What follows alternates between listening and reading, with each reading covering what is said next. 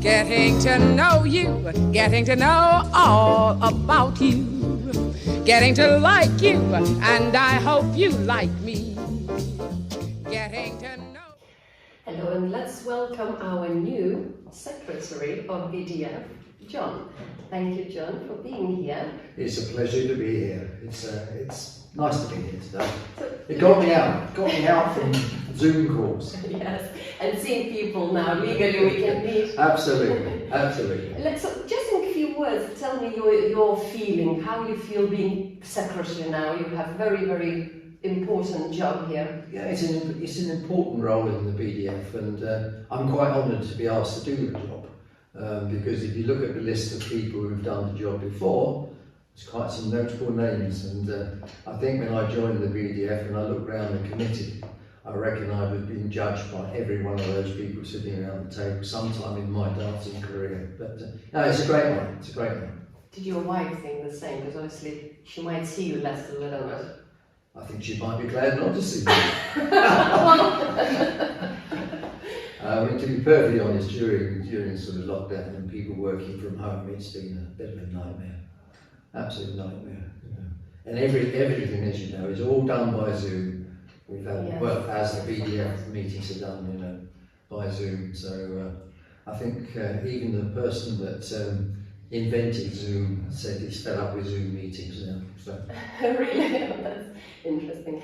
Well, there is a very popular word or bucket list, the little expression. Do you have one? A bucket list? Yes. Yeah, yes, I suppose I do really, because I quite enjoy travel. That's one of the things in my bucket list. I've been to New Zealand 5 times now.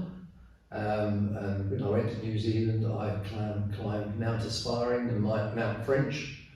I've whitewater rafted out there. I've canoed out there. I've done all the mad things that everybody does. And I have spent time in the river, coming out of the canoes. But that's one of my bucket list things. It's a little more difficult now going to be to do that, travelling, unless you travel around Great Britain. Yes. I'm also, I mean, part of my bucket list really is I quite enjoy walking and climbing, and I've in the Lake District over here, I think I've done a fair number of the mountains in the Lake District, but it's once you're up the top there and you're looking out over the lakes, and it is fantastic. It's you might be a bit puffed climbing up, but once you're there, it's fantastic. So you've done 2 things on your bucket list. Is there anything that's been waiting to be done? I would like possibly to learn another language in my bucket list. And which one would that be? I think Italian might be one of the easier ones to learn. I did do some German a few years, well, many years ago. You probably weren't even born then, but many years ago. I did some at Night College, and that was quite interesting. But and obviously, on holidays. I spend a fair amount of time going to the Greek islands, and but I think learning Greek is very difficult, and even the Greek people will tell you it's difficult. Yes, they will tell you it is difficult. So when is that Italian then happening?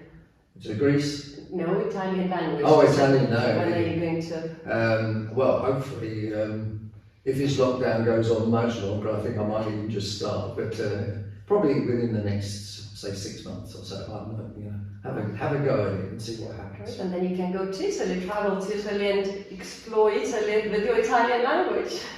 I might get lost now. I might get lost. Right. So. What is your way to unwind? So obviously, it's been probably a little bit difficult now in lockdown because it seems like every day is unwinding day. But in general, when you have a very, very long day working, what is your way to unwind? My way to unwind, I unwind going to the gym. Although the gyms have been closed, yes. I've been doing PT sessions online with a trainer. Not quite as good as the gym when you're doing half the work in the kitchen on the floor, but that's good. But gym work is my way of relaxing. And now the gyms are open, probably in there every day now. Right, that's good. And so obviously this whole year was less work, or you said Zoom, so it's less exercise and all that. So let's say when people say, what's your way to unwind? So what your way would be to wind up now? To wind up, oh gosh. I think to wind up, I really, I've got to the stage now where I really want to go out and meet people and be with people, go and have a meal with people, meet some of my nieces and nephews who I have not seen for well over a year now, well over a year. And they're growing up. I mean, you see pictures of them on Zoom or conversations on Zoom, and they've sort of gone up quite a bit in height, you know, so it'd be great just to get back to actually seeing people. I mean, I will be quite glad when we, as the BDF committee, can actually all sit around the table again. Yes. I mean, but the Zoom meetings are fine, but it's not, you don't get that sort of connection with people on Zoom. You just do not. Actually, in fact, you're right. There are so many things that I think we used to take for granted, like going to a meeting. Oh, another meeting. No, I want a meeting. Yeah, I really do. I mean, as you probably know, I'm involved with the Forget Me Not Fund, the Dancers Forget Me Not Fund, and again we've been having, although we only meet 4 or 5 times a year, but over the last year, it's a year and a bit, it's all done by Zoom, and it's not. It's that personal connection with people. Yes. Like now. Like now, exactly. Sitting down and actually talking, you know. Yes, great. And a little cheeky or silly question, if you like. If there would be only 3 foods that you were allowed to eat for the rest of your life. 3 foods. 3 foods. What those would be? Gosh. I think certainly a steak. I mean, a lot of people don't, you know, are not meat eaters, but I quite like a steak. I think some Japanese food would be quite nice to eat. Sorry. Japanese food. Yeah, but that's not one food. No, Meaning steak. That's a lot of ingredients. A lot of steak. That's a difficult question, really, because I quite enjoy food. Yeah, but you have to choose 3. Very difficult, that is, very difficult. I would probably say, I think I would include rice in that food. And probably spaghetti, because I think you can do a lot of things with spaghetti. So you would take spaghetti, rice and steak with you? I would. Sounds like a high carbohydrate. That's what I quite like. But yes, I mean, if you said to me what would be my last meal, if that was your last meal, what would I have? I'd say steak and chips. I really would. That would followed probably by chocolate gatto. If I'm going out, let's go out on a high with lots of calories. Right. And in 3 words, what would you describe yourself? Hardworking, passionate about things, and loyalty. I'm a Scorpio, so I'm a typical. Everybody says I'm a typical Scorpio, and you know, Scorpio. If somebody offends you, you don't necessarily bear the grudge, but you remember it. So I am a typical Scorpio.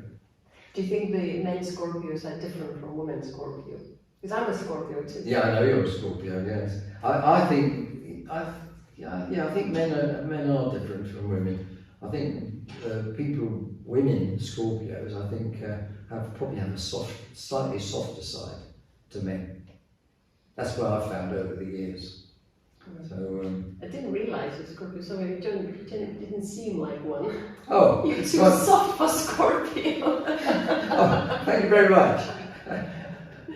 No, I mean, I am passionate about things. I mean, outside of sort of work. I mean, children's education, for instance, I'm a governor at a school, and I just feel that youngsters these days really need to be have good education, because the world they're going to grow up in, it's going to be a tough world for them, a really tough world. And actually, well, you just mentioned now about youngsters, and my next question was involving into that.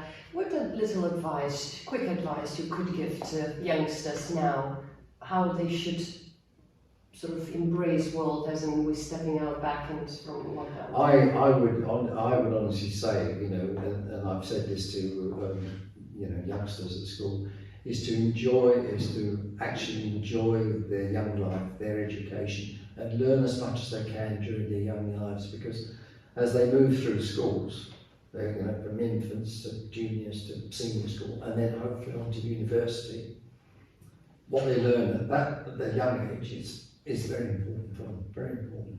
Yes.